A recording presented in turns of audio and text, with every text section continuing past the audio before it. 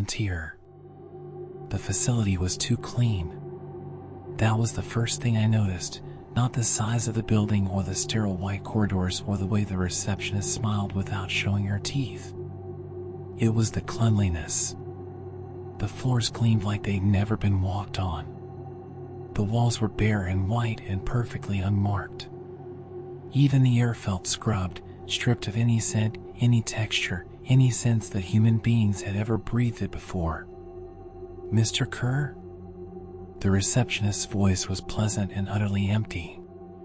"Dr. Ashworth will see you now."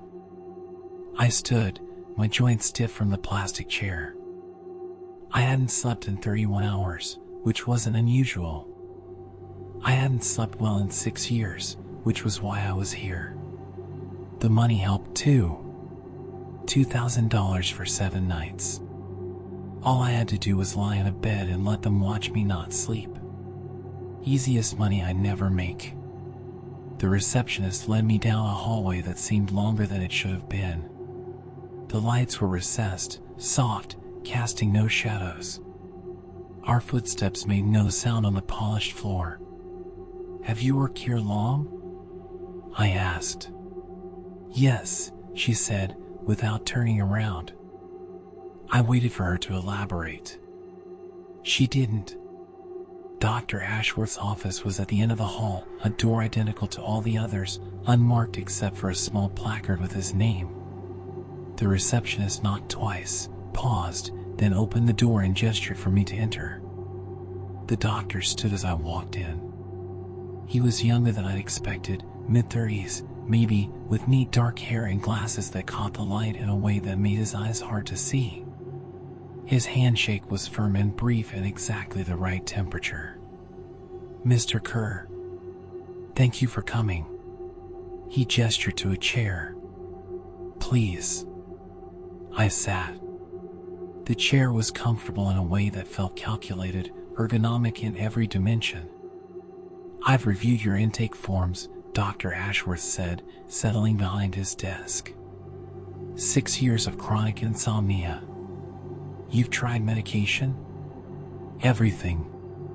Ambien, trazodone, melatonin by the handful. Nothing works for more than a night or two.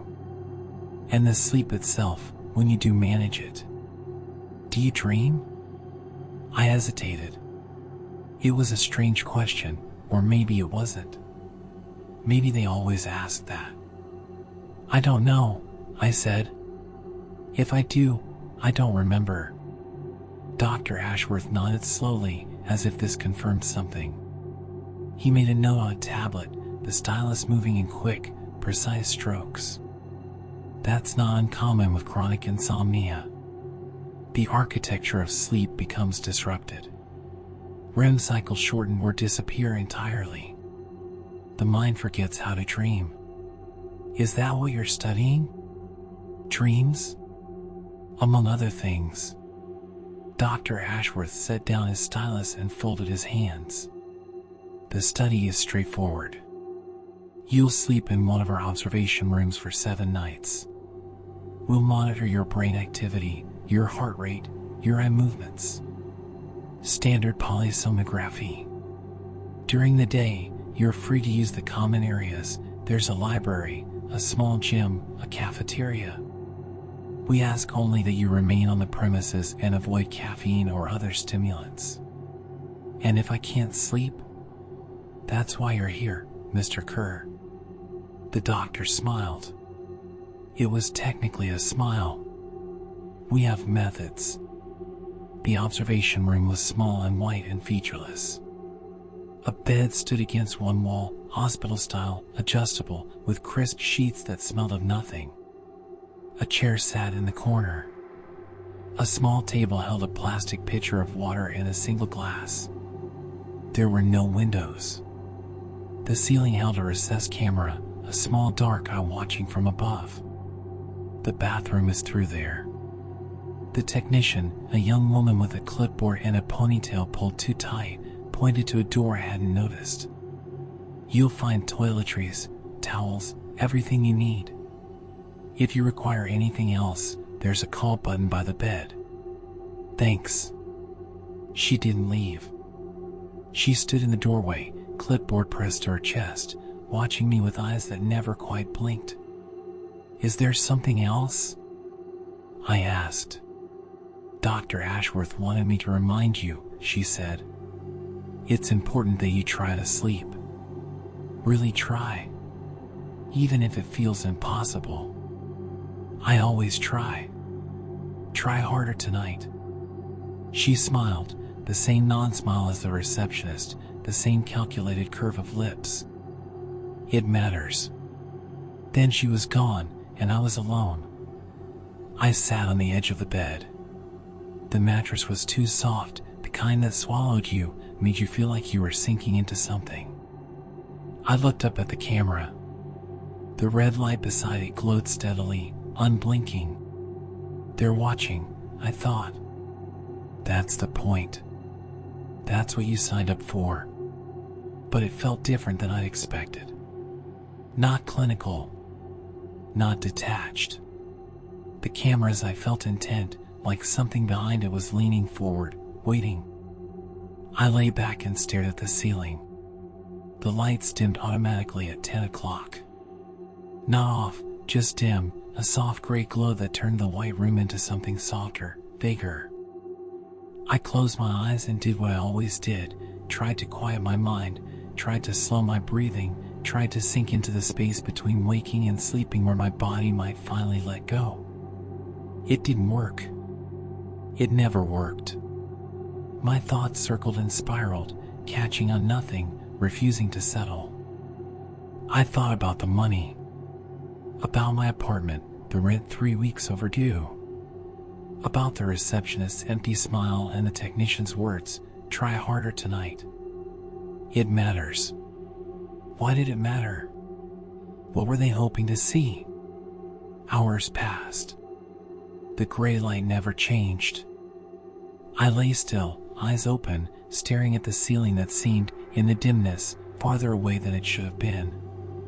At some point, I couldn't say when, I heard footsteps in the hallway outside my door. Soft, measured, deliberate. They stopped outside my room. I could feel someone standing there, just beyond the door, waiting. I didn't move. Didn't breathe. The footsteps moved on. I exhaled slowly. My heart was pounding, though I couldn't say why. It was just a facility. Just researchers checking on their subjects. Nothing strange about it. But sleep, if it had ever been close, was gone now. I lay awake until the lights brightened at 6, and when the technician came to escort me to my morning evaluation, she looked at me with something that might have been disappointment. "You didn't sleep," she said. It wasn't a question. I never do. Not the first night somewhere new. She made a note on her clipboard. Her pen moved quickly, too quickly for the 2 words I'd said. "Dr. Ashworth will want to speak with you." She led me down the hallway, and I noticed for the first time that there were no clocks anywhere. No windows. No way to tell what time it was, what day it was, whether it was morning or midnight outside these white, shadowless walls. The facility existed outside of time, and I had signed up to stay here for 7 nights. The thought should have unsettled me more than it did. But I was tired, not sleepy, never sleepy, just tired, the deep bone weariness that had lived in me for 6 years now. I was too tired to be afraid. That would come later.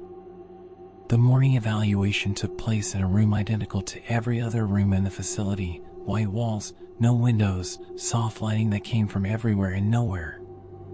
Dr. Ashworth sat across from me at a small table, his tablet open, his stylus poised. "How do you feel this morning, Mr. Kerr?"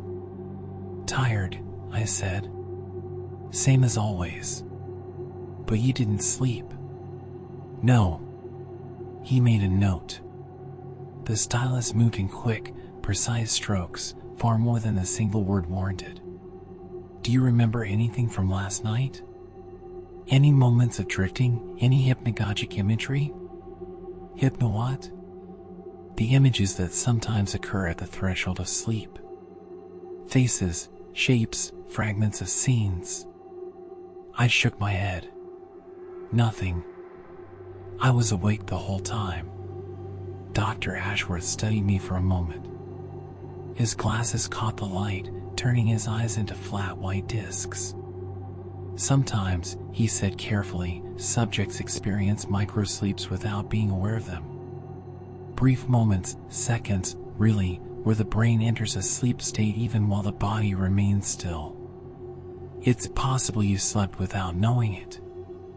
I didn't. You seem very certain. I know what sleep feels like. I know what it feels like to come back from it. I leaned forward. I was awake. All night. Ask your cameras. Something flickered across his face, too fast to read, gone before I could name it. He made another note. We'll try again tonight, he said. I'm going to prescribe a mild sedative. Nothing too strong. Just something to help you relax. I've tried sedatives. They don't work. These are specialized. He smiled his non-smile. Trust the process, Mr. Kerr. The second night was the same as the first. I took the sedative, a small white pill, unmarked, and lay in the too-soft bed and stared at the ceiling that seemed to breathe in the dim light. My body felt heavy, my limbs thick and slow, but my mind refused to stop. It circled and spiraled, catching on thoughts like fabric on thorns, unable to let go. The footsteps came again. Soft, measured, stopping outside my door. This time I counted 1, 2, 3, 4, 5 before they moved on. 5 seconds of someone standing there, listening. Or waiting. I didn't sleep. In the morning, the technician escorted me to Dr. Ashworth's office. She didn't speak. She didn't look at me. Her clipboard was pressed to her chest like a shield. Dr. Ashworth was already seated when I entered. He didn't stand, didn't offer his hand. He just watched me sit, his stylus tapping against the edge of his tablet in a slow, irregular rhythm. You didn't sleep, he said. No. The sedative had no effect. It made me feel like I was wrapped in wet cotton. But I didn't sleep. Tap. Tap. Tap. The stylus against the tablet. Tell me about the hallway, he said. I frowned. What? The hallway. In the dream. You were walking down a long hallway with no doors. The walls were gray. There was a sound behind you, but you didn't turn around. A cold feeling spread through my chest. I didn't dream that. Are you sure? I didn't dream anything. I told you, I was awake. Dr. Ashworth leaned back in his chair. He removed his glasses and cleaned them with a small cloth, his movements slow and deliberate. Without the glasses, his eyes were pale and watery, like something that had never seen the sun. Sometimes, he said, the mind protects itself. It experiences something and then erases it. Hides it away. You might have dreamed, Mr. Kerr. You might have dreamed and simply not remember. I didn't. He put his glasses back on. His eyes became flat white discs again. We'll increase the dosage tonight. The third night, they gave me 2 pills.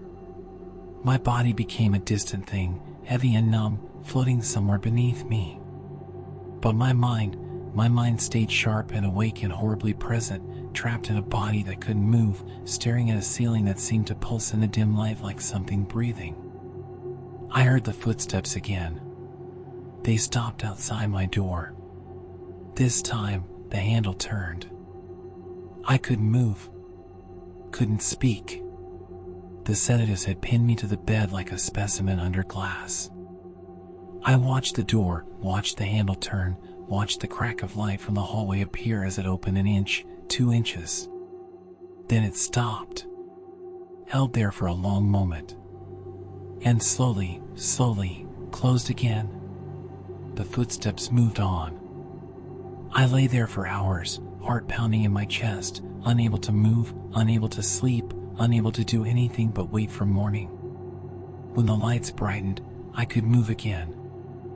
I sat up fast, gasping, my body slick with sweat. The sheets were tangled around my legs like something had been holding me down. The technician came. She looked at me differently now, not disappointed, but something else. Something that might have been hunger. "Dr. Ashworth will see you," she said. In his office, the doctor was standing. He was looking at his tablet, scrolling through something, data, charts, images I couldn't see. He didn't look up when I entered. "You reached the threshold last night," he said. "You were very close." "Close to what?" "To sleep, Mr. Kerr." He finally looked at me. His eyes were bright behind his glasses, eager in a way I hadn't seen before. "You were right at the edge. Your brain activity showed all the markers of stage 1 sleep. The alpha waves were dissipating, theta waves were beginning to form. You were there. I wasn't asleep. Someone opened my door." The brightness in his eyes flickered. "What?" "My door. In the middle of the night. Someone opened it." "That's not possible. The doors are locked from the outside during observation hours. No one enters the rooms." "Someone did. I heard the footsteps. I watched the handle turn." Dr. Ashworth set down his tablet.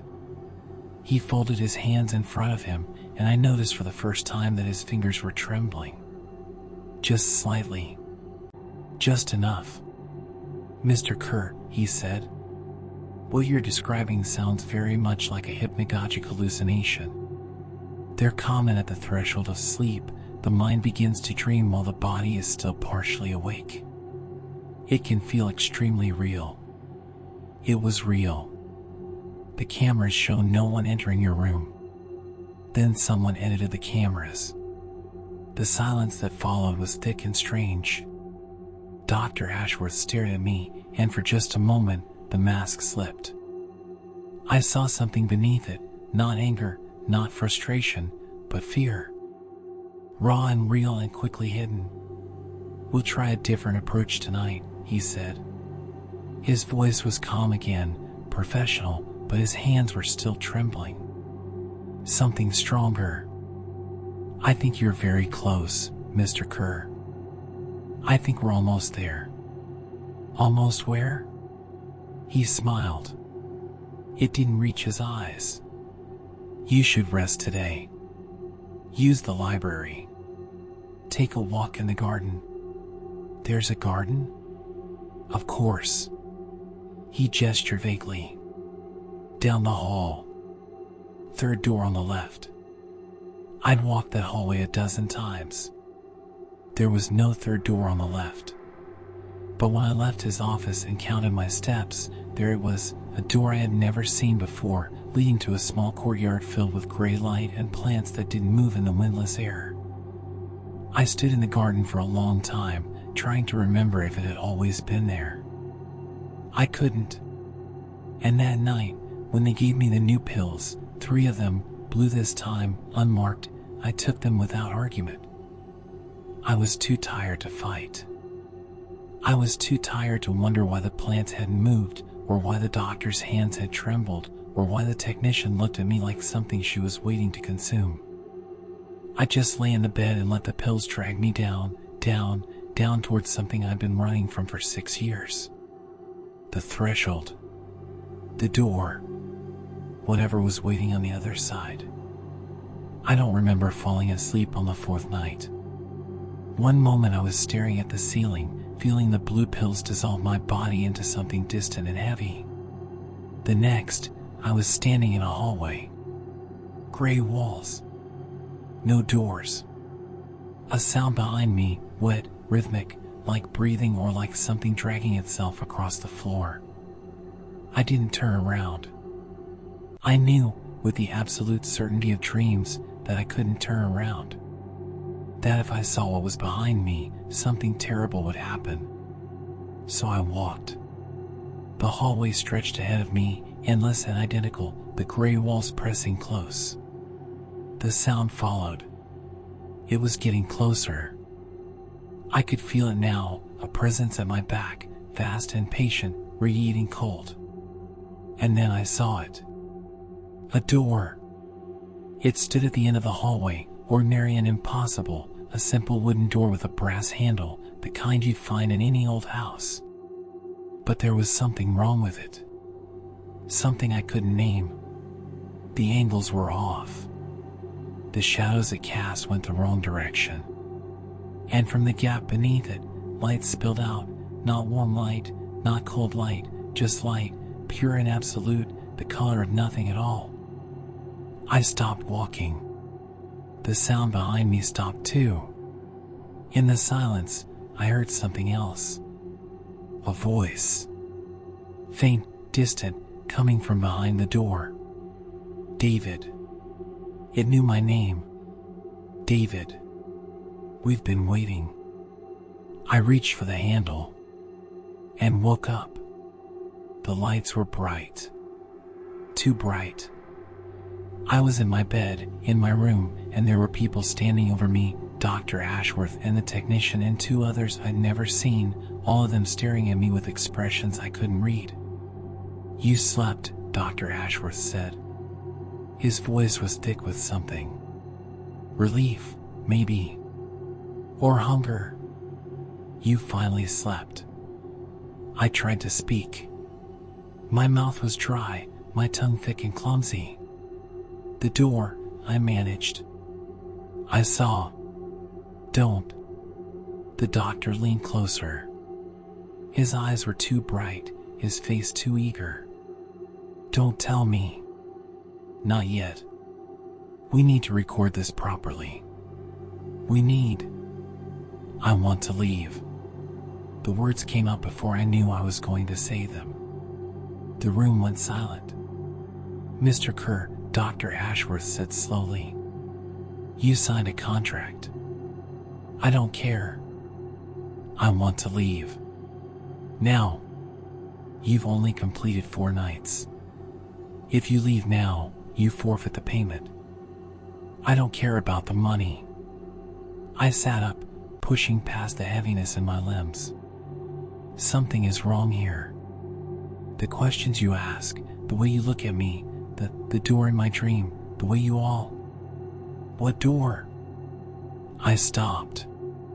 Dr. Ashworth was very still. The others were very still.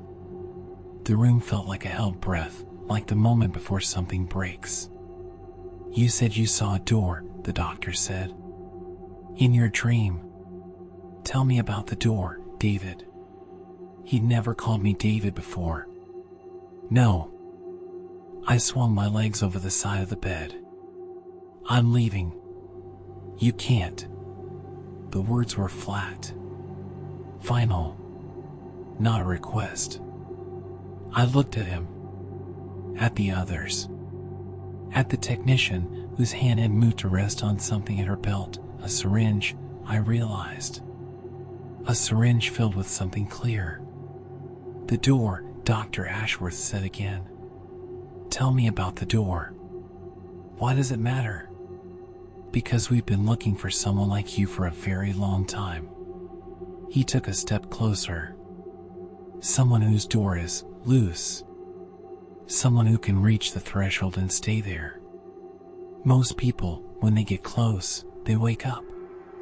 Their minds protect them. But you, David. He smiled, and there was nothing human in it. You walked right up to it. You almost touched it. What's behind it? We don't know. The smile didn't waver. That's what we need you to find out. I lunged for the door. I didn't make it. The technician was faster than she looked. The needle slid into my neck, and the world went soft and distant, and the last thing I saw before the darkness took me was Dr. Ashworth's face looming above me, his eyes bright with something that looked like joy. I woke in stages. First, the awareness that I was lying down. Then, the heaviness in my limbs, deeper now, more complete, like my bones had been replaced with lead. Then, the straps. I opened my eyes. I was in a different room. Smaller. The walls were still white, but there were machines here, monitors, wires, equipment I didn't recognize. Straps held my wrists and ankles to the bed. A tube ran into my arm, dripping something slow and clear. Dr. Ashworth sat in a chair beside me. He was reading something on his tablet, his face calm, his posture relaxed. When he saw me looking, he set the tablet aside. "I apologize for the restraints," he said. "But we can't have you hurting yourself. Or us. Let me go. After tonight. After you open the door." "I won't." "You will." He leaned forward. "You don't have a choice anymore, David. The compound we're giving you, it's not a sedative. It's something else. Something we developed specifically for this purpose. It doesn't just make you sleep. It makes you stay asleep. It pushes you past the threshold and holds you there." I pulled against the straps. They didn't give. "You can't do this. We've been doing this for years." He stood, smoothing the front of his lab coat. "You're not the first volunteer. You won't be the last. Most of them can't get close enough, their minds won't let them. But every now and then, we find someone like you. Someone who's been running from the door their whole life without knowing it." He tilted his head, studying me. "Why do you think you can't sleep, David? Why do you think your mind won't let you rest?" I didn't answer. But I knew. Some part of me had always known. "You've been keeping it closed," he said softly. "For 6 years, you've been standing guard without realizing it. Your insomnia isn't a disorder. It's a defense mechanism. Your mind knows what's behind that door, and it's been protecting you." "Then why?" My voice cracked. "Why do you want me to open it?" Dr. Ashworth smiled. "Because we want to see what comes through." He gestured to someone I couldn't see. A moment later, I felt something cold enter my veins, spreading up my arm, into my chest, behind my eyes. "Don't fight it," the doctor said. His voice was already distant, already fading. "It's easier if you don't fight." But I did fight. I fought with everything I had, clenching my fists, grinding my teeth, trying to hold onto consciousness like a rope over a cliff. The cold spread through me, pulling me down, and I fought and fought and fought. Until I couldn't anymore. The last thing I heard was Dr. Ashworth's voice, very far away. "He's under. Start the monitors. And someone, call the others. Tell them we found one." Then the gray hallway swallowed me whole. The hallway was longer this time. I walked for what felt like hours, my footsteps silent on a floor I couldn't see. The walls pressed close, gray and featureless, stretching ahead into a vanishing point that never got closer. The sound was behind me again, that wet, rhythmic breathing, but distant now, patient, as if it knew I had nowhere else to go. I didn't try to run. There was no point. The hallway only went one direction. Toward the door. I saw it before I understood what I was seeing. It emerged from the gray like something surfacing from deep water, first the outline, then the shape, then the details. The same wooden door. The same brass handle.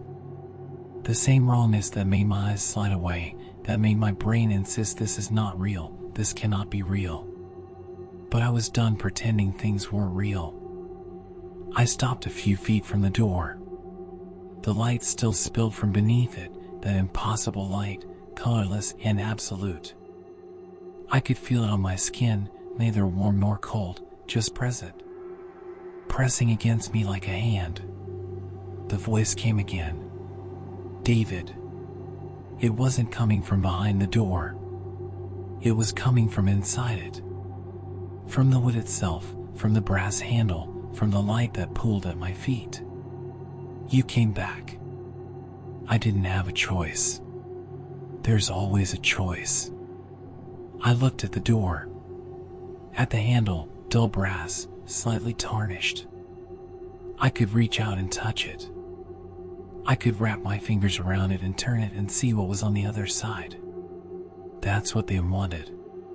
Dr. Ashworth and his team, watching my brain waves on their monitors, waiting for the moment the door opened. They'd been looking for someone like me, someone whose door was loose, someone who could reach through. They wanted to see what came back. But they weren't here. Not really. In this place, this gray hallway, this threshold between sleeping and something else, I was alone. Just me and the door. Open it, the voice said. Open it, and you'll never be tired again. Open it, and everything stops. The running, the fighting, the long nights staring at ceilings. All of it. Over. What are you? Silence. Then, what do you think I am? I didn't have an answer. I'd spent 6 years not sleeping, 6 years keeping this door closed without knowing it existed, and I still didn't know what was on the other side. Something vast. Something patient. Something that had been waiting for me since before I was born. But I didn't know if it was evil. I didn't know if it was anything at all. You're afraid, the voice said. That's good. Fear keeps you careful. But you're also tired, David. So tired. And I can make it stop. Ow. Open the door. Step through. Let go. My hand moved without my permission. I watched it rise, watched my fingers reach for the handle, watched the gap between my skin and the brass shrink to inches, to centimeters. And then I stopped. Not because I was strong. Not because I made a decision. I stopped because I remembered something, a fragment, a flash, a single image rising from somewhere deep. My mother's face. She died when I was 22. Cancer, fast and brutal, there and gone in 3 months. I'd been at her bedside at the end, holding her hand while she slipped away. And in those final moments, she opened her eyes and looked at me, really looked, the way she hadn't in days, and she'd said, "Don't let them open you up, David. Don't let them inside." I thought she was delirious. Thought it was the morphine, the disease, the dying brain misfiring. But she'd gripped my hand so hard it hurt, and she'd said it again. "Promise me. Whatever they offer, whatever they show you, keep the door closed." She'd known. Somehow, she'd known. I pulled my hand back. The voice didn't react. The light didn't flicker. The door just stood there, patient and impossible, waiting. "You'll come back," it said. "They all come back, eventually. Sleep isn't optional, David. And every time you sleep, you'll be here. With me. At the threshold. Then I won't sleep. You've been saying that for 6 years. How much longer can you hold out?" I didn't answer. I didn't have an answer. But I turned around. The hallway stretched behind me, gray and endless. The sound was still there, that wet breathing, closer now, much closer. I could feel it at my back, vast and cold, pressing against the edges of my mind. I started walking. The door didn't follow. The voice didn't call out. I just walked, one foot in front of the other, into the gray nothing, away from the threshold, towards something I couldn't see. And somewhere, very far away, I heard another voice, Dr. Ashworth, thin and frantic. He's waking up. He's fighting it. Increase the dosage. The gray flickered. He's waking up. I ran. I opened my eyes. The room was chaos. Alarms blaring, monitors flashing, people shouting. Dr. Ashworth stood over me, his face pale, his hand shaking as he fumbled with the 4-line. Hold him down. We need to. I ripped my arm free. The 4 tore out, spraying blood across the white sheets. The straps on my wrists were looser than they should have been, frayed, almost as if something had been wearing at them from the inside. I pulled against them and they snapped, one after the other, and then I was sitting up, swinging my legs over the side of the bed, standing on legs that shook but held. Mr. Kerr, the technician, stepped toward me, syringe raised. I hit her.